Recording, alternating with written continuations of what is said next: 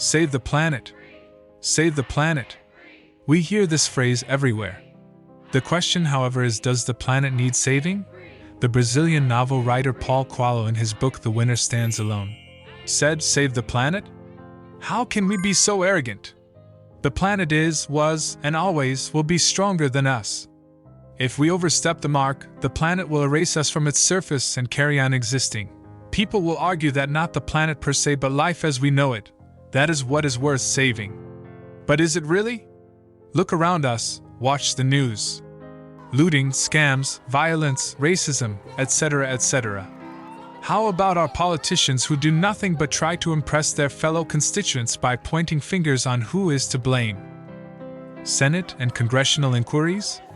But don't we have a working justice system to act on all these irregularities? Worse, I guess, are spiritual leaders who take advantage of the panic and implement their personal agenda in the process. The doomsday scenario, as we call it, which has incidentally been echoed since Christianity was introduced to society thousands of years ago, but ironically, hasn't occurred yet. Prophecies of earthquakes, floods, wars, diseases, etc., all pointing to the end of the earth, and the salvation of God's people, and to join Him in heaven for those who remain loyal to Him, His church, and His messenger. But, as we all know, this end of the earth hasn't happened yet. In this time and age, when you are convinced to pay for promised goods that is not delivered, either you call it a scam, swindle, or hoax. But when religion offers you heaven and salvation, without a tinge of proof, you call it faith. Not many people realize that when you are born into this world, you came alone, uninfluenced by anyone. Your thoughts, your being. Yours alone. Then as you grew older, influences starting from your family, then community, then the world shapes you into the person you are now. Territorial differences basically determined your spiritual directions.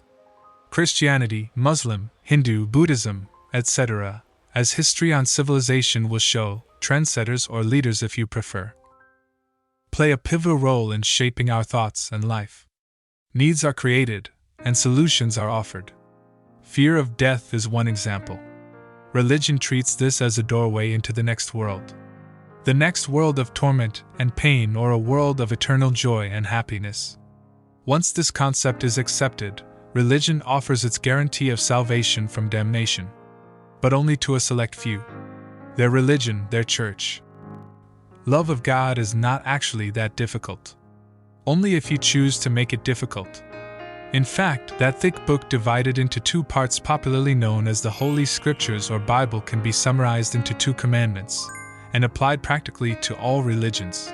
Jesus said unto him, "Thou shalt love the Lord thy God with all thy heart, and with all thy soul, and with all thy mind. This is the first and great commandment.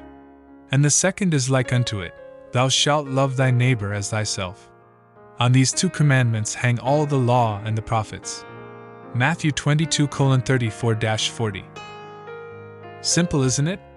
A great leader was once asked by his follower, "Is it all right to listen to other preachers and their doctrines?"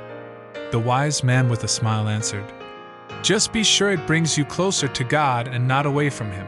It's the message that should always take preference, and not the messenger or prophet. Otherwise you fall into idolatry. It takes a critical and open mind to understand the simplicity of it all.